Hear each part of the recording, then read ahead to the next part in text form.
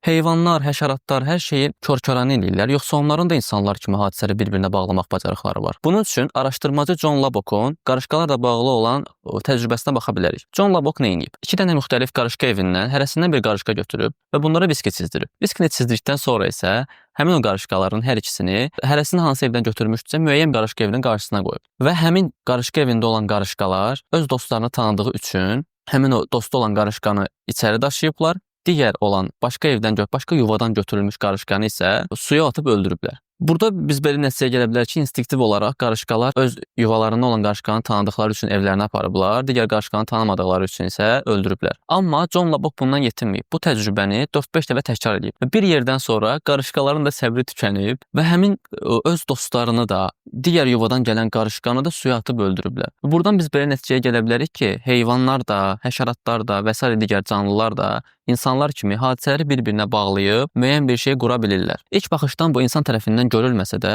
müəyyən dəfələrlə təcrübə təkrarlandıqdan sonra artıq fərqinə varırıq ki, heyvanlarda da bu xüsusiyyət inkişaf etdirilib. Yəni zamanla inkişaf etdirilib də bu birdən-birə zaten yaranmır.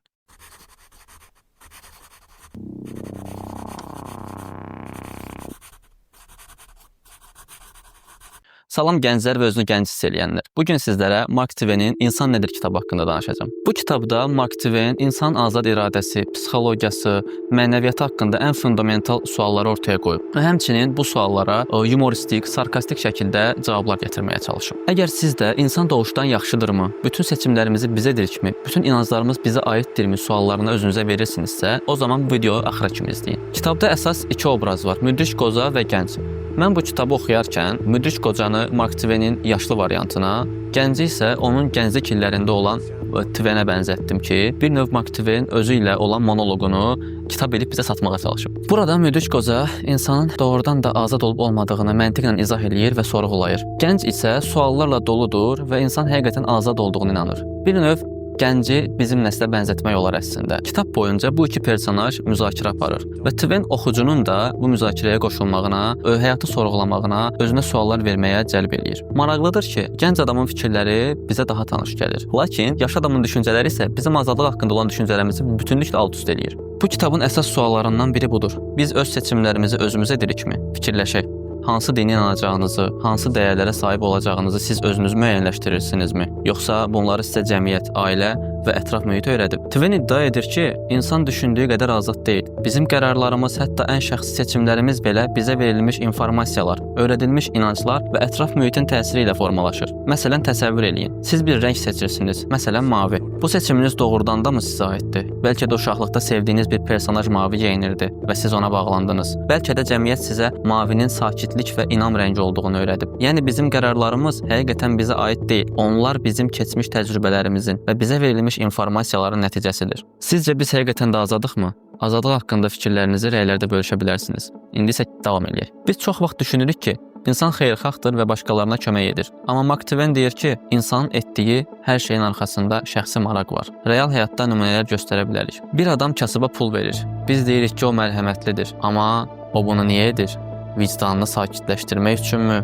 Başqalarının onu tərifləməsini istədiyi üçünmü? Yoxsa sadəcə yaxşı adam kimi görünmək üçün? Başqa bir insan könüllü olaraq xəstəxanada işləyir. Bəlkə də özünü faydalı hiss etmək istəyir. Bəlkə də bu onun içindəki bir ehtiyacı qarşılayır. Mark Twainə görə insan heç vaxt saf, altruist deyil. Hər bir yaxşılığın arxasında özünə xidmət edən bir səbəb var. Bəs siz necə düşünürsünüz? İnsan həqiqətən fədakardırmı? Və yaxud da bütün fədakarlıqların altında həqiqətən də ürəkdən istənən bir yaxşılıq hissi mi yatır? Yoxsa insan göründüyü qədər saf deyil? İndi isə başqa bir kritik sual. Bizim fikirlərimiz bizə aiddirmi? Mark Twain isə əksini iddia edir. Bizim fikirlərimiz bizə aid deyil. Çünki siz doğulanda hansı dili danışacağınızı bilirdinizmi? Hansı dinə mənsub olacağınızı bilirdinizmi? Xeyr. Bunun sizə cəmiyyət, ətraf mühit, sosial media, insanlar, valideynləriniz, müəllimləriniz, bütün ətrafda cəmiyyətdə nə görürsünüzsə insanlar öyrədib, cəmiyyət öyrədib. Bu, insanın düşündüyü qədər fərdi olmadığını göstərir. Bəs onda biz kimik? Sizcə sizin bütün inanclarınız sizə məxsusdur, yoxsa cəmiyyət tərəfindən sizə öyrədilib?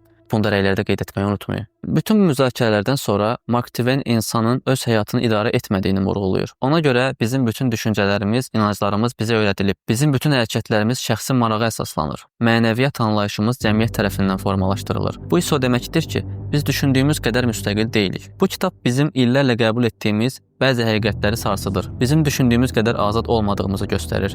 İnsanların həmişə şəxsi maraqlar üçün hərəkət etdiyini sübut etməyə çalışır. Mənəviyyat və dəyərlərin cəmiyyət tərəfindən formalaşdırdığını izah edir. Kitabın bir hissəsində müdrik qocanın gəncə bir tapşırığı olur ki, sən beynivə hökm eləyə bilməzsən və gənc bunun əksini iddia eləyir. Qoca isə ona iki tapşırıq verir. İlk olaraq tapşırıq verir ki, bir ağ vərəq götür və ağ vərəqi ortadan böl. Sol tərəfinə yaxşı düşüncələri, sağ tərəfinə isə pis düşüncələri yaz. Pis hadisələri, pis xəyalları, indi başına gələn pis hadisələri də belə bir şey. Və gənc hər ikisini qeyd eləyir. Və qoca ona tapşırır ki, ilk öncə yaxşı şeyə diqqət verməyə çalış, sonra isə pis şeyə. Gənc bu təcrübəni eləyir. Səhərsi gün qocanın yanına qayıdanda deyir ki, mən yaxşı şeyə diqqətimi yönəltməyə çalışdıqca beynim yaxşı şeydən qaçmağa çalışdı. Beynimi hökm eləyə bilmədim. Diqqətimi vərəqin sağ tərəfinə, yəni pis şeylərə yönəltdim. Pis şeylərə yönəltmək istəyəndə isə diqqətimi sol tərəfə yönəltdim. Yəni pis şeylərə.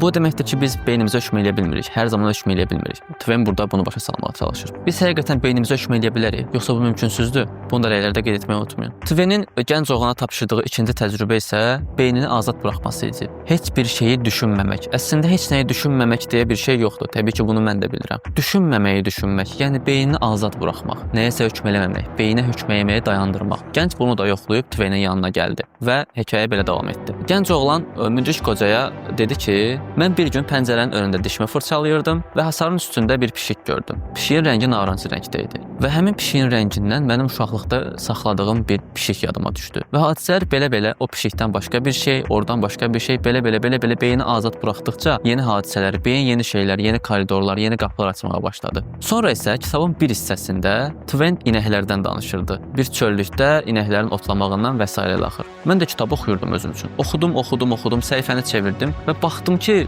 mən oxumamışam, yadımda heç nə qalmayıb. Çünki beynim də mənə o oyun oynamışdı. Əvvəlki səhifədə oxuduğum o beyni azad buraxmaq düşüncəsi oyununa mən də gəlmişdim. Mənim də uşaq vaxtı olan bir inəklə bağlı xatirəmə gəlmişdim həmin inəklər sayəsində və beynimdə uşaqlıq xatirəm canlandı. Dayım oğlu ilə çöllükdə tövlədən qaçmış inəyin arxasında düşürdük və onda kitabı yerə qoyub 5-6 dəqiqə tavana baxdım ki, Mark Twain bəlkə də haqlıymış, bəlkə də xeyr.